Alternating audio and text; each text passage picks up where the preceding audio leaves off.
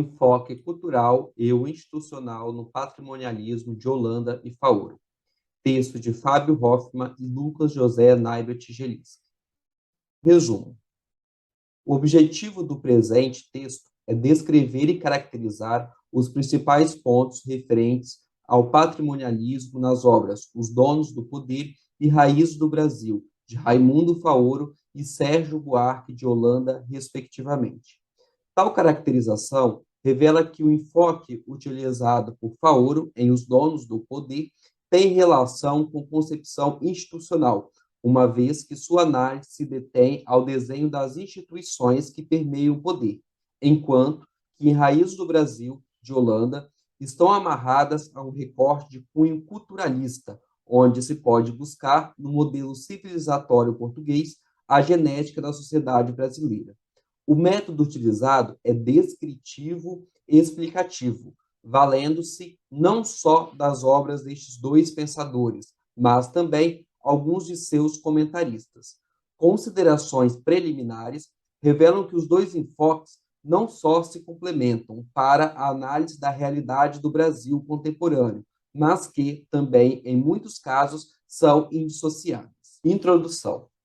A busca pelo conhecimento envolve um ambiente que, segundo Weber, prepare o espírito para a absorção e a elaboração de problemas científicos e os desenvolvam a partir de uma metodologia bem delineada e raciocínio originais. Sérgio Buarque de Holanda e Raimundo Faoro não só desenvolveram seus espíritos para entender o Brasil, como também se valeram do método compreensivo e pluricausal, além dos próprios conceitos weberianos de poder e patrimonialismo.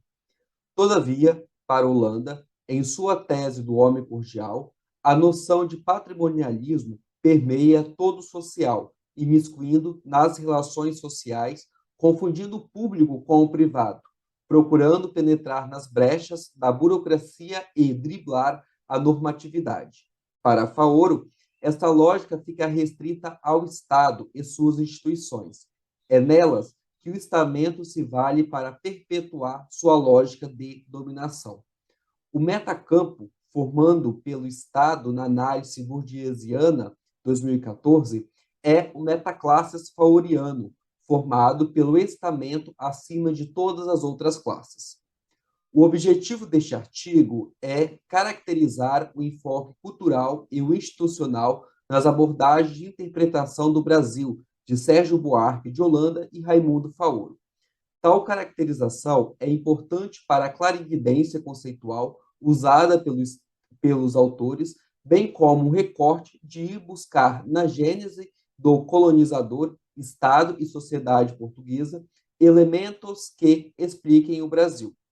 A validade dos enfoques cultural e institucional para análise da realidade brasileira a partir do conceito de patrimonialismo permanecem fortes, principalmente para um país onde a corrupção endêmica e sistêmica faz convergir teses onde o ponto comum é a permanente indiferenciação entre o público e o privado, o usufruto do primeiro em benefício do segundo, tanto na sociedade quanto no Estado.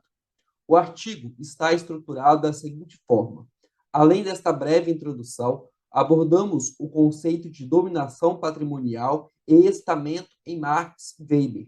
Em seguida, passamos a tratar da escrita e seus autores, a questão da cordialidade em Sérgio Buarque de Holanda, sua metodologia dos contrários, a imutabilidade das instituições em Raimundo Faoro, o controle patrimonialista do Estado e a sociedade patrimonial X, a sociedade de mercado. Reforçamos o enfoque dado nas duas interpretações sobre o Brasil, cultural e institucional. E, por fim, as considerações finais reforçam a atualidade da obra destes dois pensadores. O conceito de dominação patrimonial e estamento. Os conceitos de patrimonialismo e estamento são de suma importância dentro do pensamento construído por Max Weber, 2004. Para entender esses dois termos, é necessário ter em mente a concepção de sociedade como um conjunto formado por instâncias econômica, política, jurídica, religiosa, etc., que interrelacionam, mas que são também independentes uma das outras. Nesse sentido, um tipo de dominação tradicional exercido por uma casta ou estamento em determinada sociedade independe de seus recursos econômicos, mas depende da dominação embasada na tradição. Weber desenvolve o conceito de patrimonialismo como resultado da dominação patriarcal tradicional, onde o peso do status social e da força conservada na tradição ultrapassa o campo econômico dentro da esfera privada da sociedade.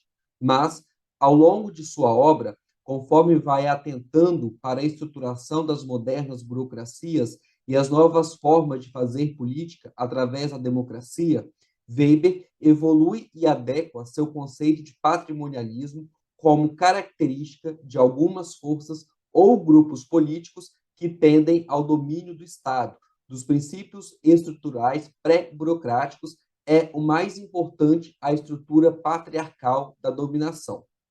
Em sua essência, não se baseia no dever de servir a determinada finalidade objetiva e impessoal, e na obediência a normas abstratas, senão precisamente no contrário, em relações de piedade rigorosamente pessoais. Seu germe encontra-se na autoridade do chefe da comunidade doméstica. Weber, 2004. Conforme aponta Bruns, pode-se observar uma evolução no conceito de patrimonialismo de Weber, que não fala mais de uma versão patriarcal do patrimonialismo. Ele opera uma indistinção entre o patriarcalismo primário, princípio estrutural relacionado ao lar, e o patrimonialismo enquanto forma de dominação política. É exatamente nesse segundo sentido, sentido moderno, do termo patrimonialismo, usado enquanto dominação dos aparelhos estatais, que vai acontecer toda a construção lógica e metodológica de os donos do poder.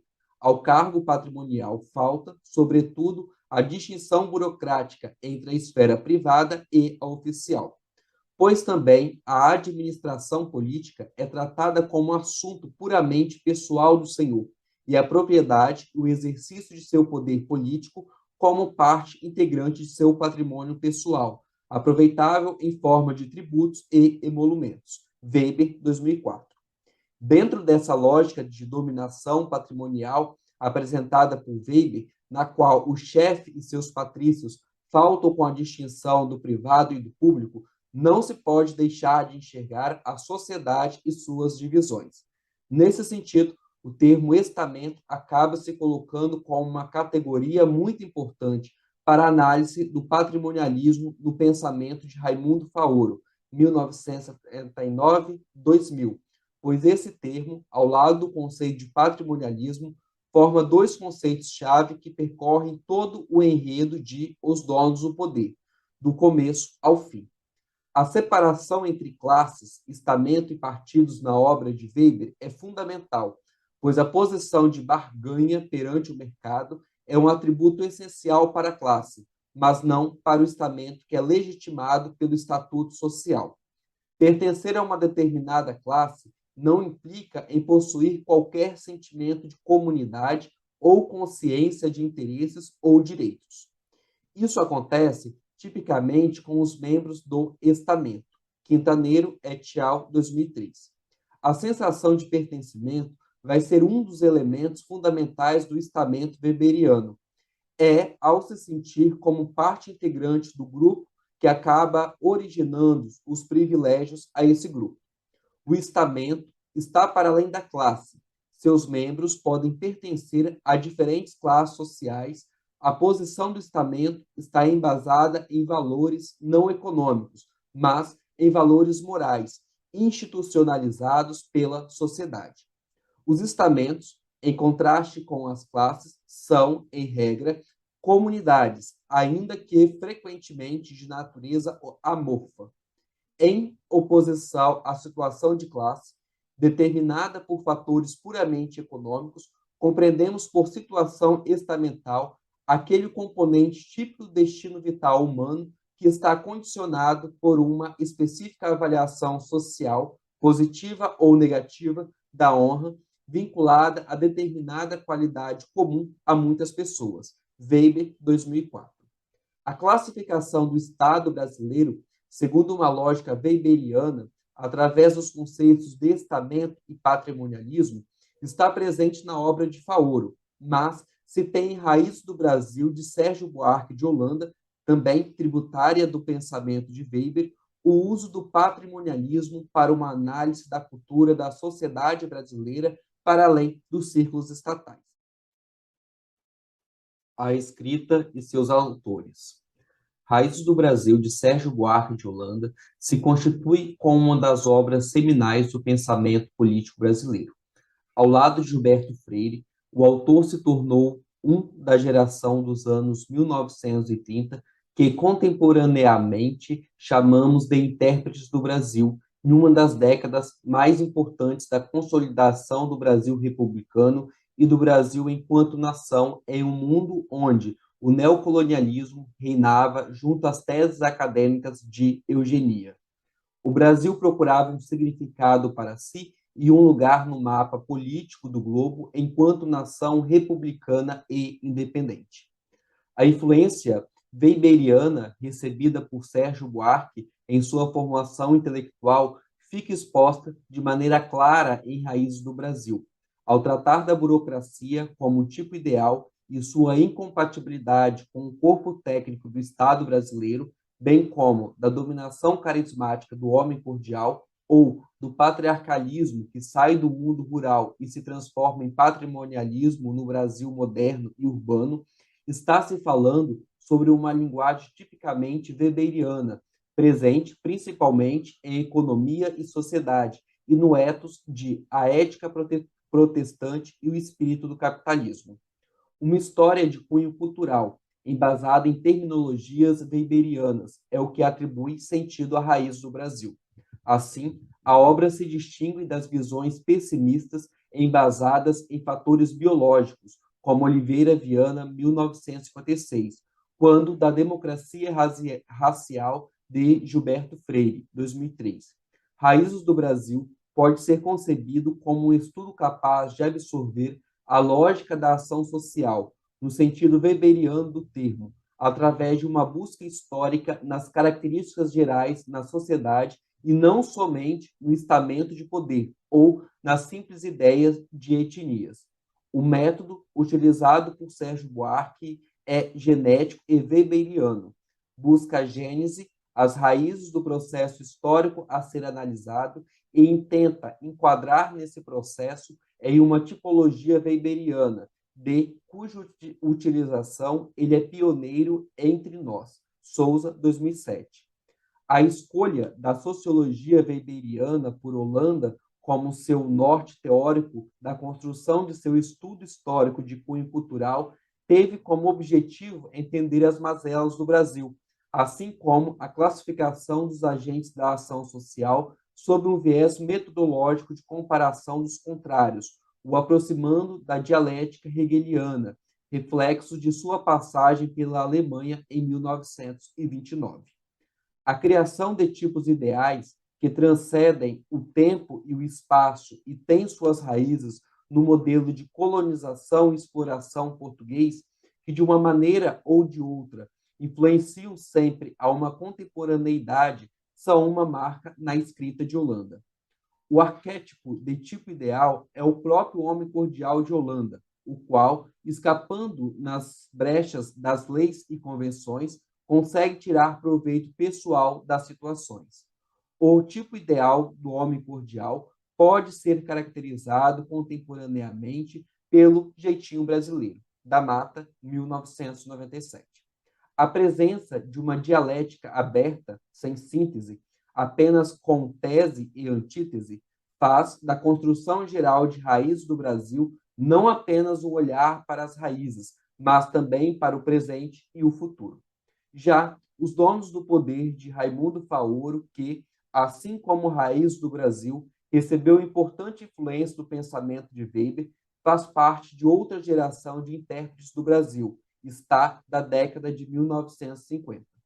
Ao lado de autores como Antônio Cândido e Celso Furtado, Raimundo Faoro se torna destaque através da obra Os Donos do Poder, com uma análise inovadora da sociedade brasileira sob o olhar da ciência política, o que tornava sua interpretação singular quando comparada não só à dos autores de sua geração, mas também com a geração anterior a essa. Assim como Sérgio Buarque Holanda, Raimundo Faoro também era formado em ciências jurídicas. Além disso, a utilização do arcabouço teórico weberiano para a explicação histórica da realidade brasileira é outra aproximação entre ambos os autores.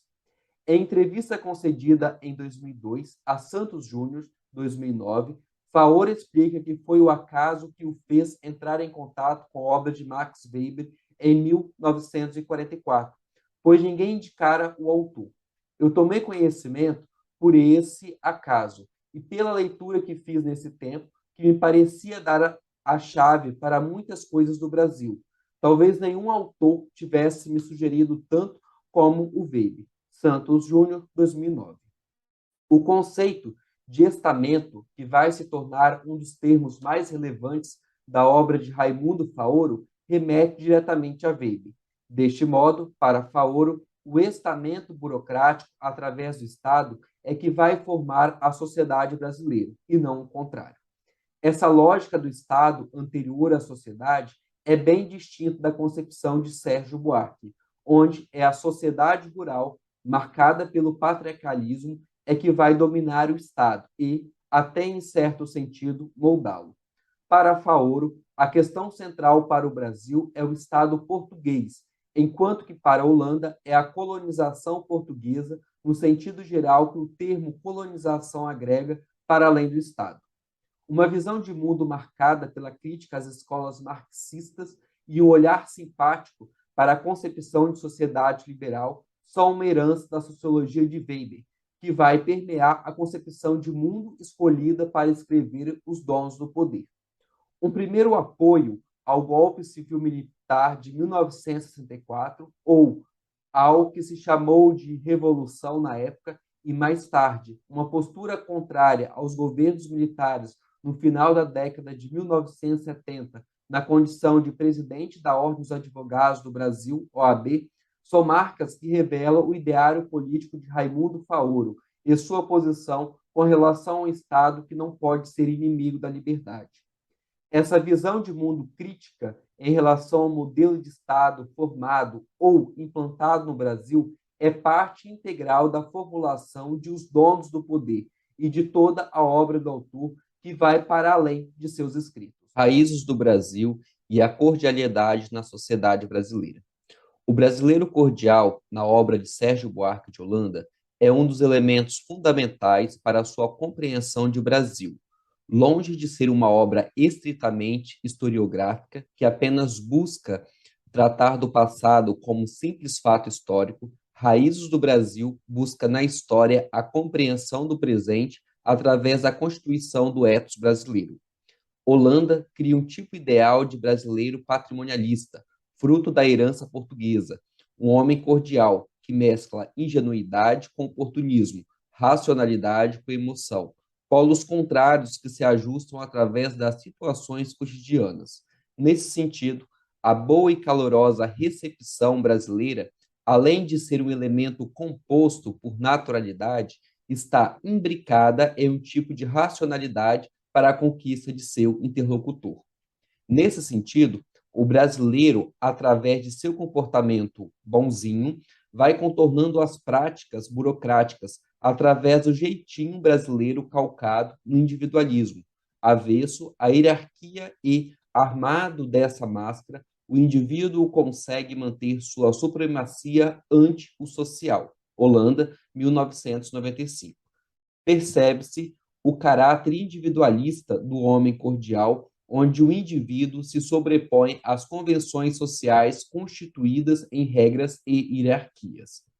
Contornar as regras estabelecidas socialmente, descaracterizar a impessoalidade das leis e da burocracia que constitui a democracia.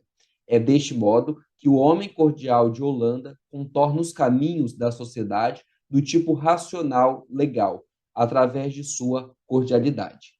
Há, nesse sentido, uma incompatibilidade entre a ideia de homem cordial e a ação coletiva, organizada para interesses gerais.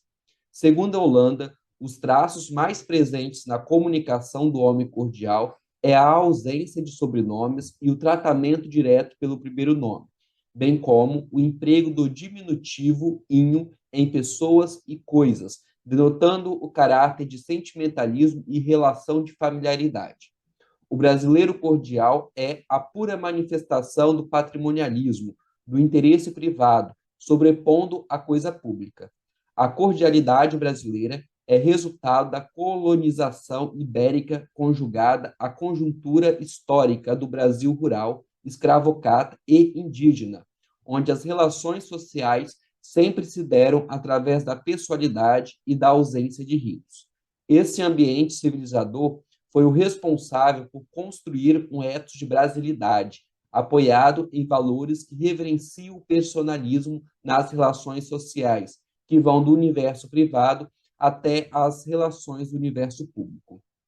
O homem cordial brasileiro não é o patrimonialista circunscrito ao estamento burocrático, nem em razão de seu cargo ou função, que o homem cordial é personalista e avesso à impessoalidade, como seria o membro do estamento burocrático de Faoro, mas em razão de seu próprio ethos constitutivo.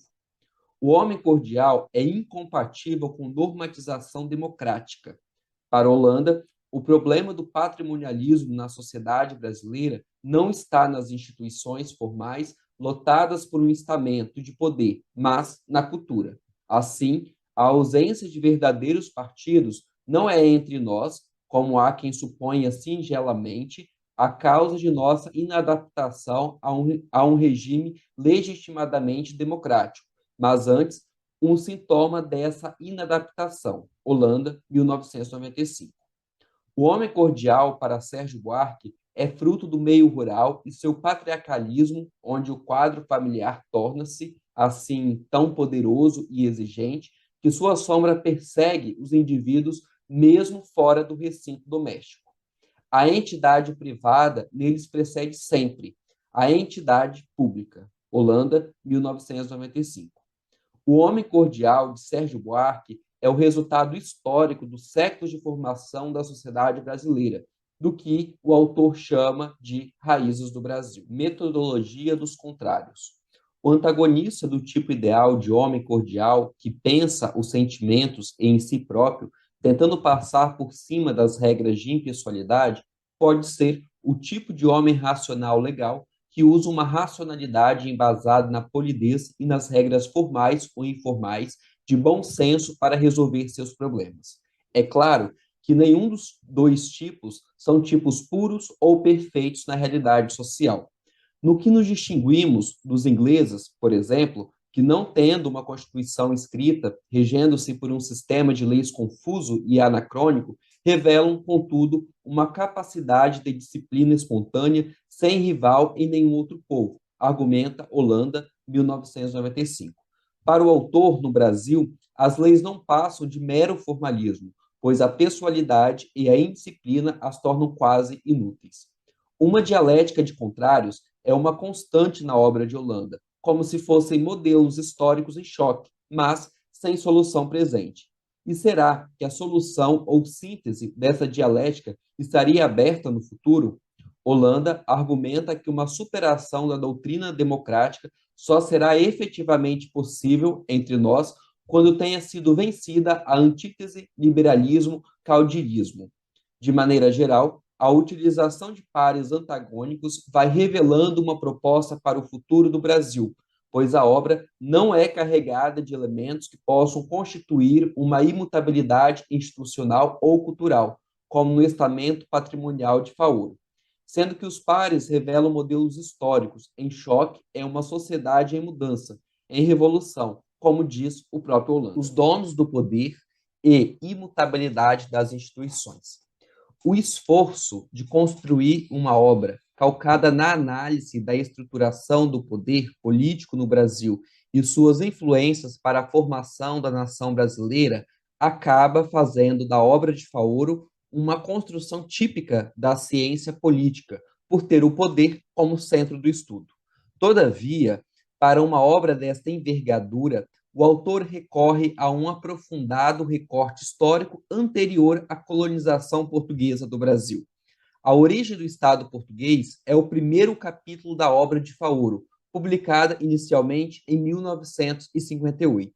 É notável que quase nenhuma menção é feita neste capítulo sobre os hábitos ou relações de classe deste povo no determinado período histórico que começa a partir do século XI, mas é dedicado uma atenção especial sobre a divisão do poder e as investidas bélicas desse Estado nascente. No primeiro capítulo, fica claro o esforço do autor de mostrar o patrimonialismo e a indistinção dos negócios privados do rei com os negócios da coroa, e a importância do comércio enquanto categoria econômica importante, sobrepujando a elite da terra, e que a estrutura patrimonial levará, porém, à estabilização da economia, embora com maior flexibilidade do que o feudalismo. Faoro, 1979. Para Faoro, a construção de um império comercial que acabou retardando o processo de revolução industrial associado às dinâmicas internas, fez de Portugal um reino não feudal, uma espécie de negócio. O capitalismo politicamente orientado, assentado na figura do príncipe e seu corpo administrativo. Dentro dessa lógica, a nascente burguesia atuava apenas através da concessão do rei. O auge da consolidação da monarquia portuguesa vai ocorrer através da construção desse capitalismo politicamente orientado, que vai culminar na Revolução da Dinastia de Aves, 1385 a 1580, na qual vão se chocar os interesses da nascente burguesia com os interesses da elite agrária pelo controle do Estado. A vitória da burguesia vai fazer de Portugal um Estado centralizado precocemente, obrigando-a a recorrer ao comércio e descobertas ultramarítimas. Esse longínquo passado ibérico, melhor dizendo, da formação do Estado ibérico, vai ser de suma importância ao longo da obra de Faoro. Esse estágio, inicial da formação do Estado português, vai deixar rastros de sua genética no decorrer da construção dos modelos políticos brasileiros. O negócio do rei ou do príncipe vai se tornar o negócio do estamento burocrático, e a cultura, que poderia ser brasileira, frustra-se ao abraço sufocante da carapaça administrativa, trazida pelas caravelas de Tomé de Souza. Faoro, 2000. Apesar da falta de clareza no que diz respeito sobre a caracterização do que seria realmente o estamento burocrático dentro das instituições brasileiras, o termo é de suma importância para compreender a falta de mudanças na sociedade brasileira e a perenidade das instituições e onipotência do Estado. Na verdade, não se pode confundir a classe política com o estamento burocrático. Não que essas duas categorias não se mesclem, pois uma pode permear a outra sem ser a mesma coisa, mas que do antigo Portugal a nossos dias, no entender do autor, cabe ao estamento burocrático a direção dos negócios, o papel decisivo. Como o Estado é o centro de tudo, esse grupo é o principal. Iglesias, 2009. O recorte histórico feito por Faoro da formação do Estado português até o Estado Novo de Vargas revela que seu foco não é avaliar o patrimonialismo fora do âmbito do poder, como fez Sérgio Buarque de Holanda, mas sim dentro das esferas que tendem ao domínio do Estado. Nesse sentido, podemos arriscar a dizer que seu ponto de vista não é culturalista, mas institucionalista. O que está em jogo na obra de Faoro não são os fatores que envolvem a vida privada dos indivíduos e seus hábitos, mas a relação de controle do mundo político e a clivagem primordial dá-se entre estamento burocrático e o restante da sociedade, incluindo-se nesse resto as camadas proprietárias ou não. Campante, 2003. Dessa forma, Faoro não se preocupa em caracterizar os agentes fora do estamento burocrático em divisão de classes, mas apenas em como a sociedade tem interesses dissociados dos interesses do estamento burocrático. Nesse sentido, não se entende que o patrimonialismo seja uma categoria válida para todo o conjunto da sociedade, mas apenas para o estamento. Essa é uma das diferenças mais importantes com relação ao patrimonialismo de Sérgio Buarque de Holanda, que agrega as relações privadas através da cordialidade e da impessoalidade dos brasileiros. Já a impessoalidade em Faoro aparece com a relação dos membros do estamento com a burguesia associada, não se percebe um patrimonialismo nas relações fora do âmbito do Estado. Mas a imutabilidade das instituições brasileiras, ou o que o autor chama de viagem redonda, no capítulo final dos donos do poder, acaba colocando como um papel da sociedade. Um dos motivos para isso talvez fosse que o patrimonialismo de Estado é um modelo que automaticamente exclui a cidadania, onde o Estado e nação, governo e povo, dissociados e em velado antagonismo, marcham em trilhas próprias em um equívoco renovado, todos os séculos, em contínua e ardente procura recíproca. Faoro, 1979. Da Revolução Avis e o congelamento do estamento burocrático, passando pela chegada deste ao Brasil através das caravelas portuguesas, se tem o desfecho do sonho idílico da nova terra. Como curso de tempo, a imagem do paraíso se esvaíra, perdida, com a assimilação do novo mundo pelo velho, na embriaguez mercantil. Faoro, 1979. Essa dominação do novo mundo pelo velho mundo estamental portuguesa, embasado no mercantilismo exploratório, vai ser o ponto inicial de formação da sociedade brasileira e acoplamento do estamento burocrático dentro das novas circunstâncias. Acoplamento esse que se renova de tempos e tempos na visão de Faoro. O controle patrimonialista do Estado. A apropriação do Estado por um estamento que é aberto, ou seja, pode ser permeado de baixo para cima, independente dos fatores econômicos, é a marca da dominação política no Brasil. Para Faoro, sempre a classe dirigente é, de certo modo, uma face do estamento patrimonialista, que faz dos negócios públicos seu empreendimento pessoal. Dessa maneira, há um desprezo pela distinção público-privada. Essa indistinção das coisas do rei e do reino não é tão somente de caráter material, mas também dos elementos simbólicos capazes de gerar poder ao cargo, que acaba se personalizando no indivíduo. As atividades econômicas, os interesses, os contratos não se reduzem dentro desse contexto social, ao ganho, ao lucro e às vantagens materiais. Tudo se subordina à glória, à honra, ao incremento dos valores que o estamento corporifica, atolado na cobiça, mas com a cabeça nas nuvens. Faoro, 1979. Esse controle patrimonialista sobre o Estado se dá através dos órgãos institucionalizados, como Exército, Judiciário, burocracia de tipo patrimonialista pessoal e não racional legal, e também da própria classe política, que, ascendendo ao poder, começa a jogar as regras do jogo do estamento. A sociedade patrimonial versus a sociedade de mercado.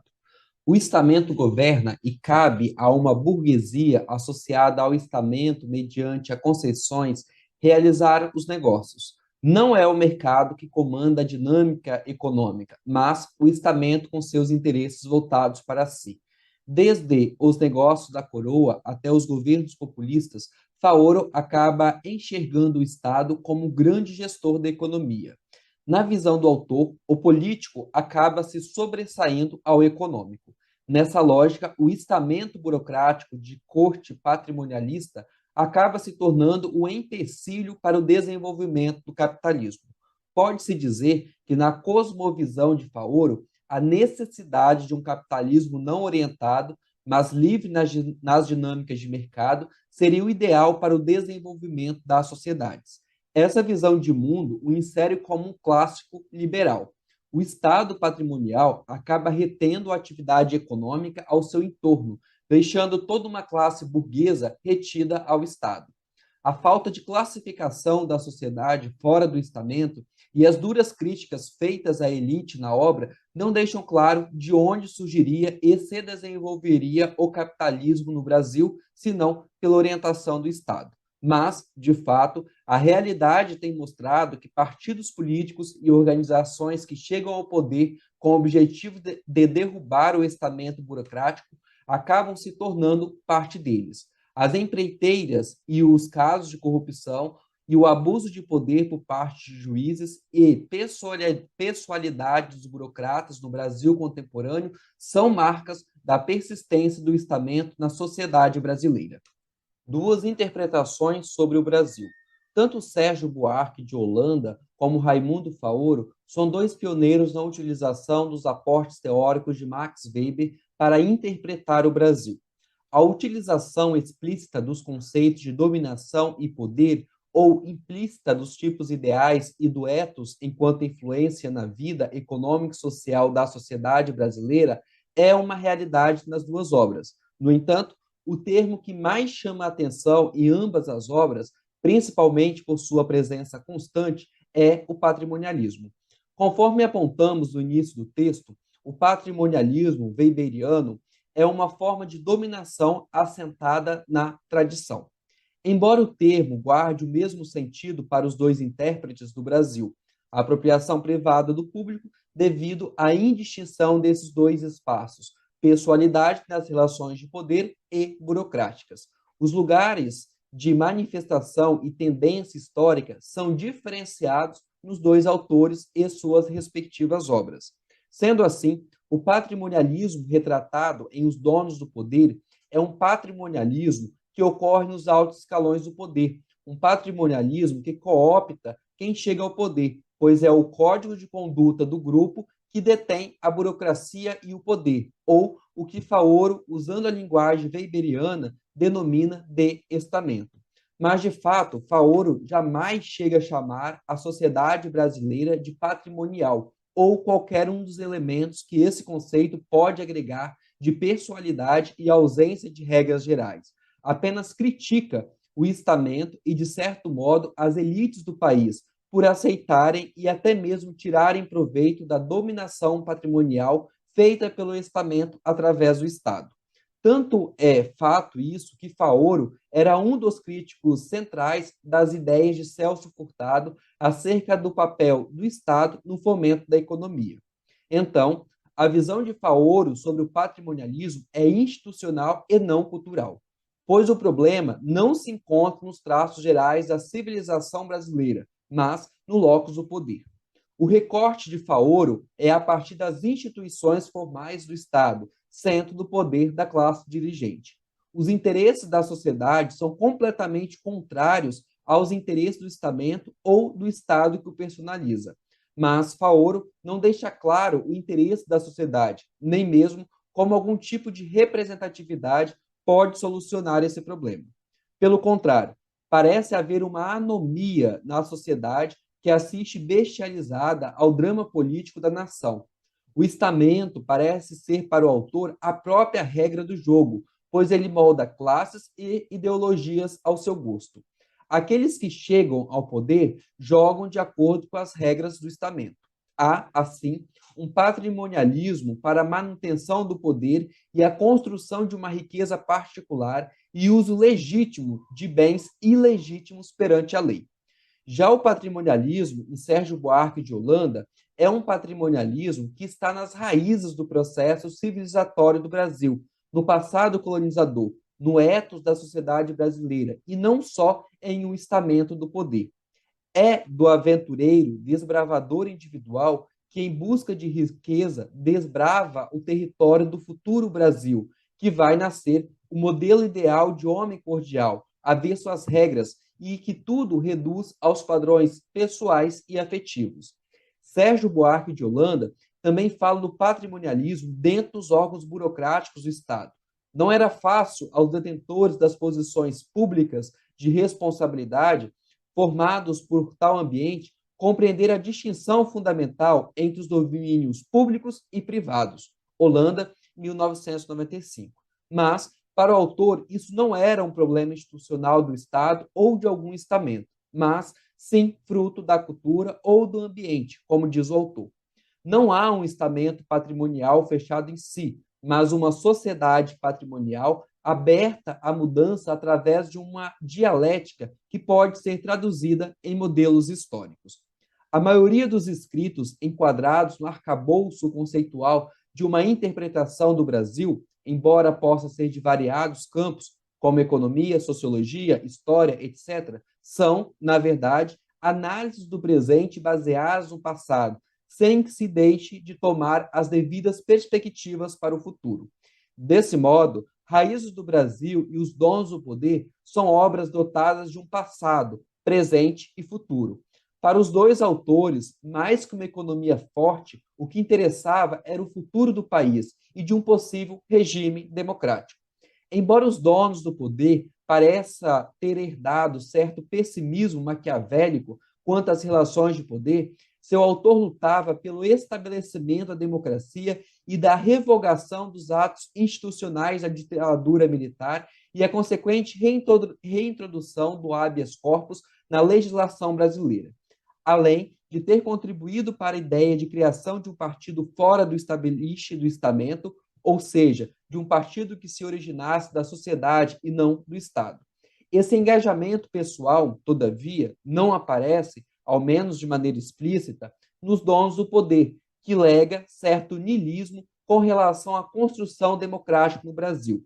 Desde o primeiro capítulo da obra até a síntese de conclusão intitulada A Viagem Redonda, os Dons do Poder parecem indicar o que se chama, na visão institucionalista, de parte-dependência.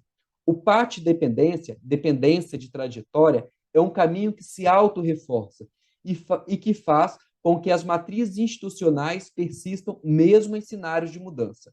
Desde a consolidação do Império Português ultramarino até o Estado desenvolvimentista de Vargas, o que Faoro enxerga é uma matriz institucional imutável, que persiste ao tempo e à modernização do mundo. Portanto, onde o enigma nacional é o da irredutibilidade de uma condição que não apenas se prende ao passado, mas o reproduz, como um pesadelo que nos captura e asfixia.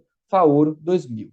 Já o vislumbre de uma sociedade democrática e de um futuro melhor é uma realidade em raiz do Brasil, que, diferentemente dos Dons do Poder, não vê apenas um peso no passado português. Tanto que, para Holanda, não havia povo mais adequado para o processo civilizatório do Brasil do que o português. Apesar deste modelo implementado pelos portugueses ter sido responsável também pelas características negativas da sociedade brasileira, a grande novidade em Sérgio Buarque de Holanda é que esse passado é passível de ser transformado. Ainda testemunhamos presentemente e, por certo, continuaremos a testemunhar durante largo tempo as ressonâncias últimas do lento cataclismo, cujo sentido parece ser o do aniquilamento das raízes ibéricas de nossa cultura para a inauguração de um estilo novo, que crismamos talvez ilusoriamente de americano, porque seus traços se acentuam com maior rapidez em nosso hemisfério. No dia em que o mundo rural se achou desagregado e começou a ceder rapidamente à vazão impiedosa do mundo das cidades, entrou também a decair para um e outro todo o ciclo das influências ultramarinas específicas de que foram portadoras os portugueses. Holanda, 1995. Gilberto Freire atenta em Casa Grande Senzala para o fato das reais possibilidades de uma democracia racial no Brasil, enquanto Sérgio Buarque de Holanda desloca esse eixo para as relações de classe, pois ele afirma que, pela desventura, as classes cultas estão apartadas do resto da nação, e não por culpa própria. Nesse sentido, Holanda consegue enxergar uma trajetória com possíveis mudanças através de modificações dessas relações sociais, fruta do passado rural e patriarcal, legados pela colonização portuguesa. Conclusões. Há, sem dúvida, atualidade, tanto na obra de Raimundo Faoro, quanto na de Sérgio Buarque de Holanda, no que diz respeito ao Brasil do século XXI. Quando se observa a supremacia do poder judiciário perante as decisões políticas, bem como o abuso de poder dos membros dessa classe, que consegue fazer com que as leis não se apliquem a eles próprios, estamos vendo o próprio estamento burocrático de Faoro persistindo no tempo e no espaço. Também, a classe política, independente da origem do partido, tem revelado sua capacidade regenerativa, patrimonial, gerenciadora de um capitalismo orientado, como se vê através da relação entre lideranças políticas e partidos com empresas, tanto estatais como no caso da Petrobras e do Banco Nacional de Desenvolvimento Econômico e Social, BNDES, quanto privadas, Odebrecht, Grupo Camargo Correia e Grupo OAS. Tudo isso concorre para demonstrar a persistência do locus institucional, mesmo em meio a processos de mudanças. A cordialidade aparente do povo brasileiro, a impessoalidade ou não funcionamento das leis escritas, que são contornadas pela pessoalidade e pela arbitrariedade dos sentimentos, revelam os traços de uma sociedade que não completou sua evolução política para uma burocracia racional legal weberiana. Assim, tais características que poderiam ser contornadas ou aproveitadas de maneira positiva permanecem sendo deletérias para o desenvolvimento da sociedade brasileira. O olhar culturalista que Sérgio Buarque de Holanda estendeu para analisar a história do Brasil permanece ainda muito atual e importante para a compreensão do Brasil contemporâneo. Novos estudos devem investigar o impacto das relações oriundas da lógica patrimonial para a capacidade do Estado brasileiro.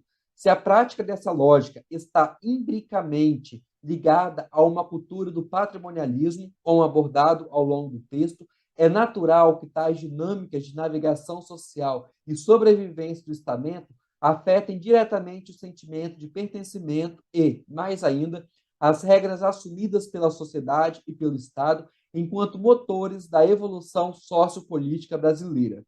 É o dilema da viagem redonda que ainda persiste no Brasil. O artigo está bem articulado ao que se propõe e cumpre com as condições para ser publicado. Há, todavia, que ser feita uma revisão na digitação por haver alguns erros que atrapalham o bom nível do texto.